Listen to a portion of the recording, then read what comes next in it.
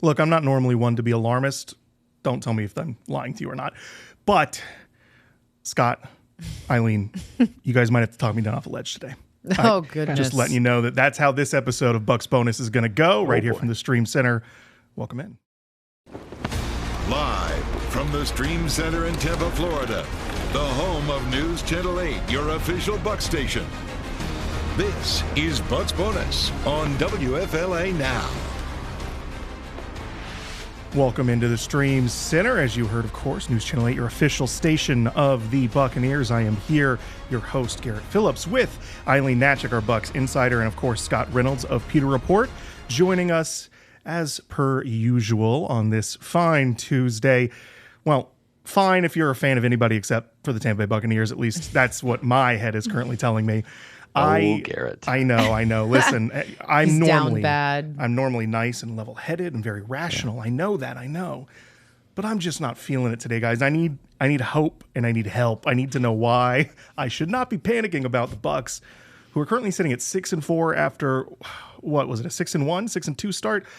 Scott, Aileen, help me. Why am I not panicking? Why are you guys not panicking? Oh, wow, this is good timing. I just came off of doing my Bucs Brightside video that I do after every Bucs game on Pewter Report TV, our YouTube channel. So I'm full of Pewter positivity today, guys. Pewter positivity, that's great. Yeah. All right, so let me just start with this.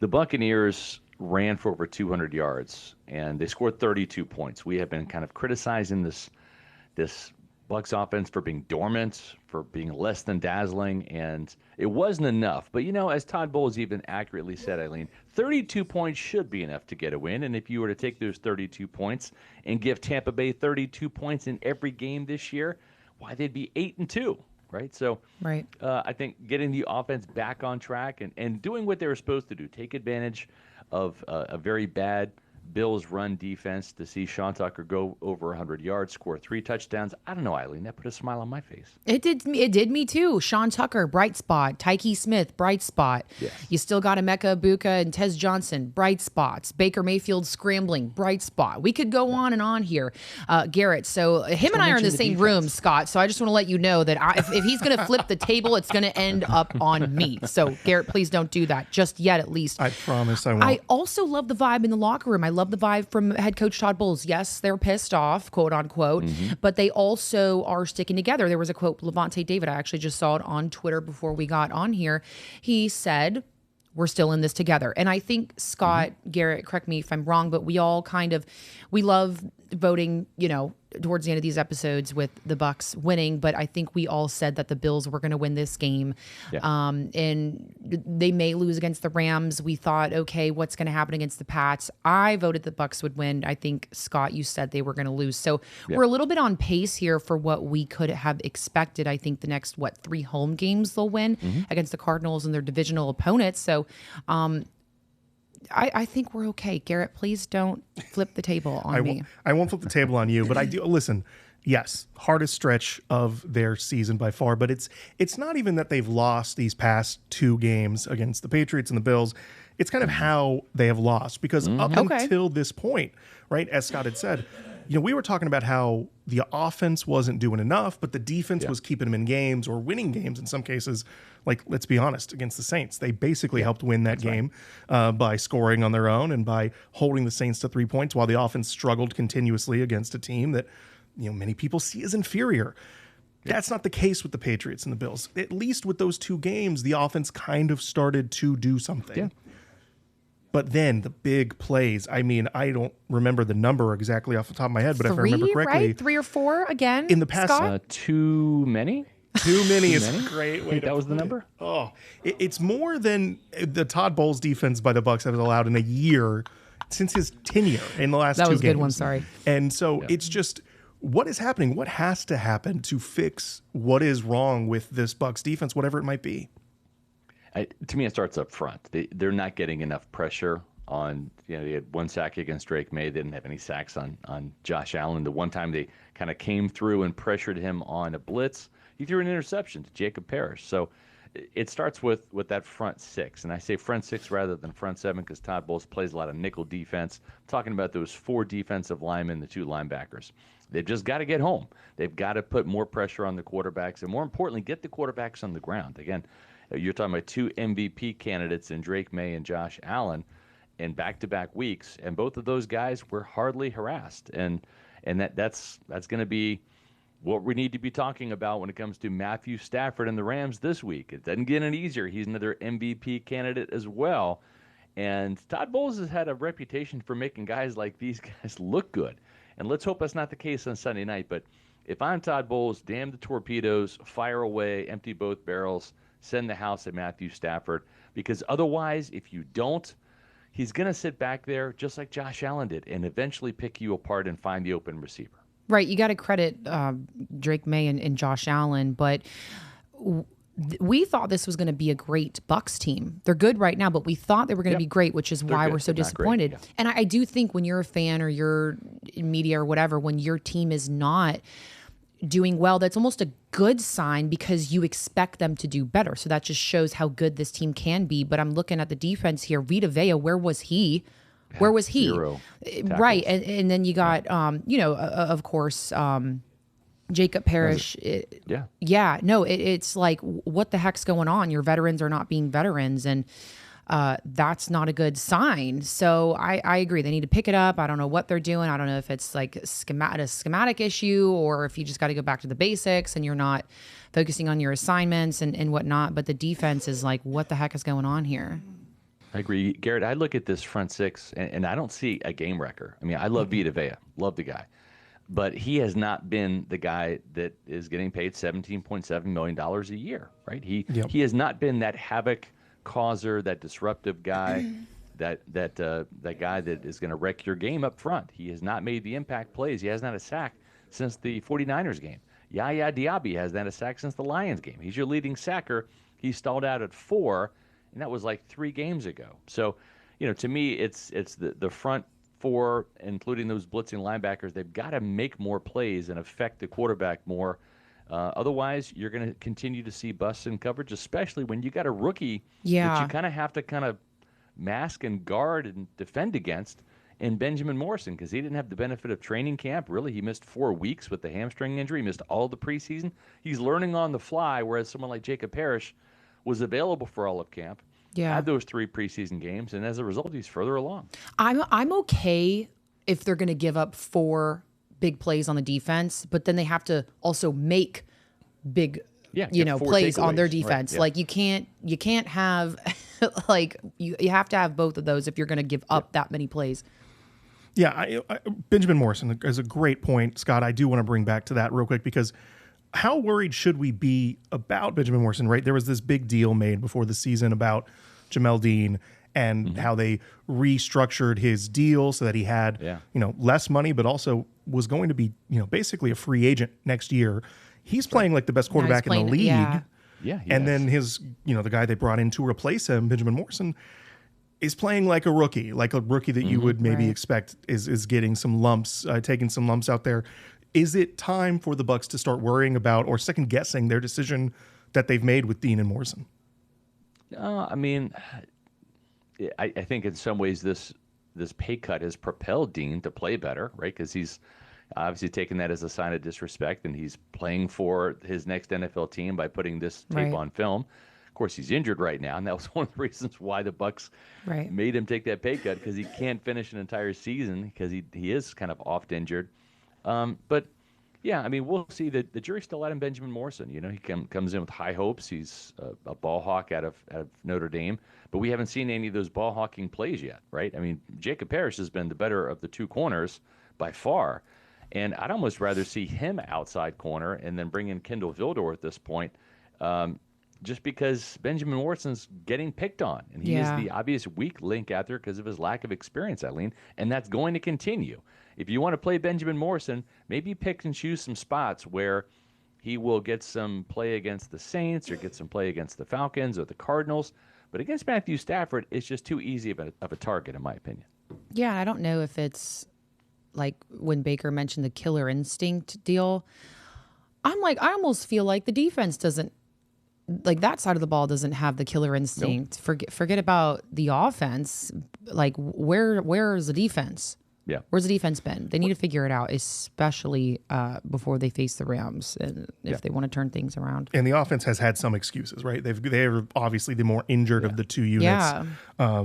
Even still to this point, they're still missing 2 starting offensive linemen. They're missing their top 2 wide receivers, missing Bucky Irving.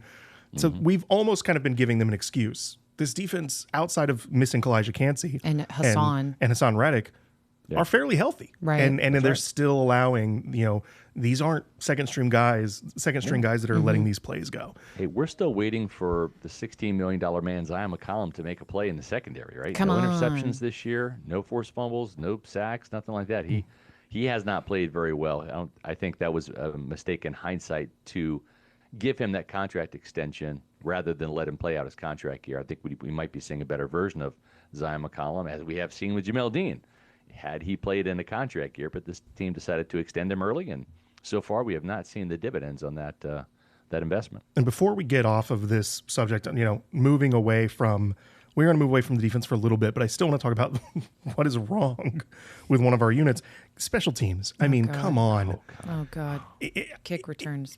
I don't know if the special teams or defense was more disappointing overall, Yeah. which is saying something because they were both very disappointing. It felt like Buffalo was starting from their own 40-yard line basically every drive, except for that first one.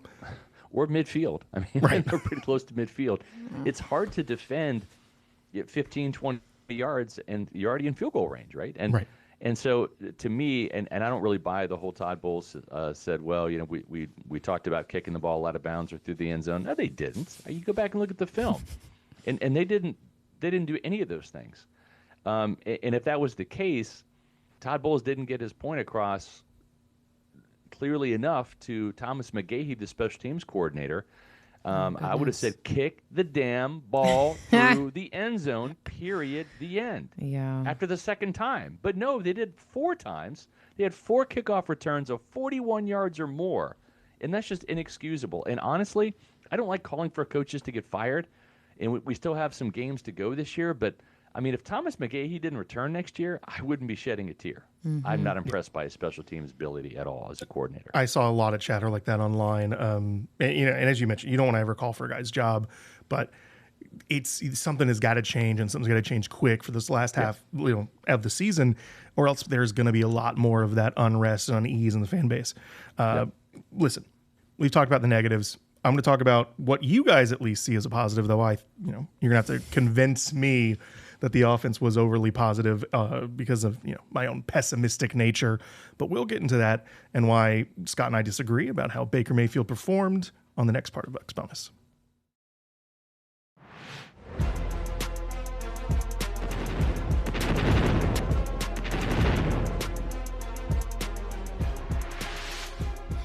Welcome back into the Stream Center here at News Channel 8, your official Bucs station. I'm your host, Garrett Phillips, with Aileen Hnatiuk, our Bucs insider, and of course, Scott Reynolds of Pewter Report, as per usual. Listen, guys, we just talked about the defense, we talked about special teams and all the doom and gloom. If you have to point to a positive for the Bills game, I think most people are going to say, well, look, the offense put up 30-plus points, right? That's got to be a positive. Sure, perhaps it is a positive. Scott, I know you wrote in your 2-point conversion article about Baker Mayfield's rebound game or bounce back game, whatever you want to call it. Mm-hmm. I'm not sure I see the same way. I looked at Baker's play, I looked at the film, I looked at the stats, and I'm thinking, I still think he's leaving a lot of plays out on the field. Can somebody please tell me, again, this is just going to be the talk me off the ledge episode. Yeah. Somebody please tell me why Baker Mayfield played better than I thought he did. Well, I'll say this. First of all, I can do 2-point conversions better than the Buccaneers. I do a 2-point conversion column every Sunday after the game on pewterreport.com, and I'm not 1 in 7 in my 2-point conversions this year. Dang, Scott. But I kid. No, I like the shake and bake. I like shake and bake. I like Baker Mayfield scrambling, running around, making some plays, extending drives, scoring touchdowns as he did against the Bills. That's really what I liked about Baker Mayfield's game. As a quarterback in the pocket, Aileen, he wasn't great. 1 touchdown, 1 interception. He wasn't a difference maker in that perspective. But this The scrambling ability is what's been missing the last 3 games. We didn't see any rushing yards against the Lions, against the Saints, or against the Patriots because he was banged up and injured, right? I think, Aileen, that Baker Mayfield's scrambling kind of gets this offense going. It's the secret sauce that's been missing. I know, on I think offense. so too. And so it wasn't a great game for Baker as a quarterback, but as a football player out there, the 39 yards, averaging 7 plus yards a carry. Right. I think we're seeing the catalyst now, which is part of his scrambling ability, manifest itself in a little bit of a point explosion in Buffalo. Yeah, I think too we were kind of concerned early on, like you don't obviously want your quarterback to be the brunt of the yards you have on the ground, but if you look at the stats here, I mean, Sean Tucker with 106, Rashad White with 51, and Baker whatever with 40, but it's like the ground game was there as well, as Baker, but I love the point you make that that's the secret sauce and that's the juice, because it really is, because they really do feed off of that, and they're like, oh shoot, you see. Okay, all right, that's what we're doing. That's what we're doing. And I know we asked head coach Todd Bowles, was this a part of the game plan? Was this a part of it just happened? And he's like, well, we had a wrinkle there for him, but if he sees it, like, we're going to let him go. And like you said, he's a little bit healthier than he has been. So I mean, if it's there, go for it, but also be careful. There was one where he like dove when and he dove was, into the end zone for the touchdown. I was like, dude, stop it. Stop it right now. We cannot afford this. Josh Baker, Allen relax. impersonation. I'm surprised he stood up after that. Like the way he landed on his head / neck area. That's the thing that obviously that's going to concern you about any running quarterback, is that they've got to protect themselves. And so Baker, if you're going to dive into the end zone, which I'm all for, touchdown's great, love it. Learn how to land, please, because that was not the best landing you could have had. We're just worried about you, Baker. That's all. Exactly. And you know who else I'm worried about, if I'm being honest about it? And again, Lord. I'm not trying to be the negative Nancy, but I'm going to be. I'm worried about the Bucs lead in the NFC South, because now it's half a game. They've got, of all teams, the Carolina Panthers, the Fighting Dave Canaleses, as Scott loves to say, now are nipping at the heels. And frankly, they've got to play the Panthers 2 more times, and they have the Rams, who, if we're being honest about the Rams, it doesn't look like a team that the Bucs are going to beat based on what they've done a couple of weeks here. So if they lose this game, they give the opportunity for the Panthers to come out, take the lead, and then basically control their own destiny, because then you have 2 games between the 2 teams. Whoever wins those games is likely going to be in the driver's seat for the NFC South. Should the Bucs be concerned about that? Or Garrett, I'm going to talk you down off the ledge. All right, that's Here what I'm we waiting go. for. That's what I've been waiting safe. for. Okay. I'm safe, Scott. Even if the Buccaneers lose to the Rams, like I'm pretty sure they're going to, okay? They'll be 6-5. Yes. With a chance to be 7-5, beating a lowly Cardinals team at home, which they should do. So let's assume those 2 things. They lose to the Rams, they beat the Cardinals, right? They'll be 7-5. The Panthers play this week at San Francisco, and then they host the Seattle Seahawks the next week. Lost. Even if the Buccaneers lose and the Panthers lose, as I expect they will at San Francisco, the Bucs will still have that half-game lead. Then the next week, if it plays out the way I think it's going to, Tampa Bay beats Arizona. The Seahawks are the better team. They beat Carolina. Then you're back to that game and a half, and I don't think the Bucs have much to worry about. Even if they split with Carolina, I think they have a chance of certainly beating the Cardinals and the Saints in back-to-back weeks. And then the Falcons, who knows? At this point in time, Kirk Cousins has been the kryptonite for Todd Bowles' defense. Scott, so I'm not as sure about beating the Falcons as I once was now that Michael Penix is out. We'll have to wait and address that game a couple weeks from now. At least it's a home game, but I also don't like that it's a prime time home. The Falcons. Like it's a creamsicle game. They don't play well. Hey, they broke the curse this year.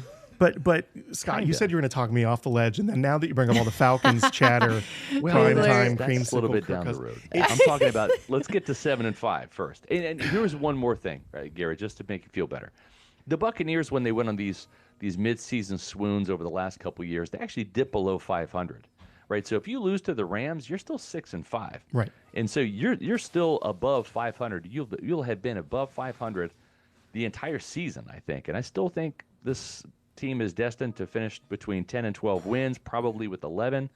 So It seems a little dire right now, but it's going to be a little rosier in a couple weeks. I do have to admit that an 11 or 12 win Bucs team might make my anxiety for this season kind of melt away a little bit, because I was riding it really high early on, and then hey, Publix stores sell liquor. You know that here in Florida, like there's Publix at every corner. Sure I just want to throw that Aileen. out there. Anyways, keep going. We're all of age here. It's fair enough. I'm just saying, since the Detroit game, I've really been the anxiety's going high, and I need it to calm down, and I'm afraid it's not going to happen this weekend. But unless you go to Publix. Unless I go to There you go. Publix. Okay, well, Moving on. moving on.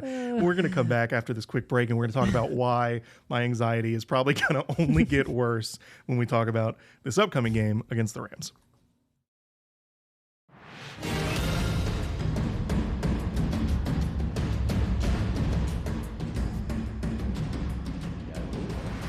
Listen, I love a good mojito. Don't tempt me with a good time.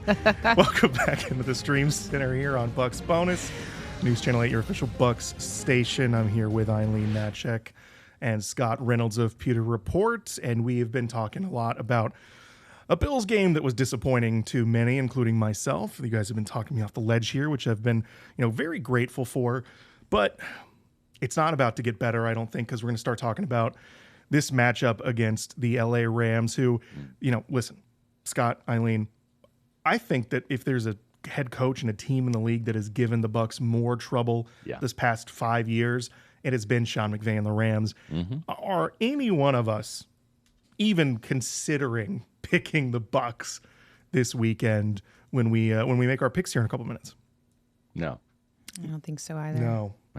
That's rough. And I'll take it a step further, Garrett. It's like when you look at the Rams and Sean McVay, let's just say the Rams in general, whether they're the St. Louis Rams or the LA Rams. The Rams make fun of have them. inflicted more damage to the Buccaneers and their fan base than any other franchise. I mean, Bucs fans hate the Eagles, right, and their fans. But remember, they got one over on them in 2002, and they won the Super Bowl by going through Veterans Stadium and shutting down the Vet. But you go back to 1979, the Rams ended the Bucs' chances of going to the Super Bowl with Leroy Selman back in the day. Then in 1999, the greatest show on turf, the Bucs defense came to play. The offense, was it a catch? Was it not a catch, Bert Emanuel? That game ended with a thud and a dud.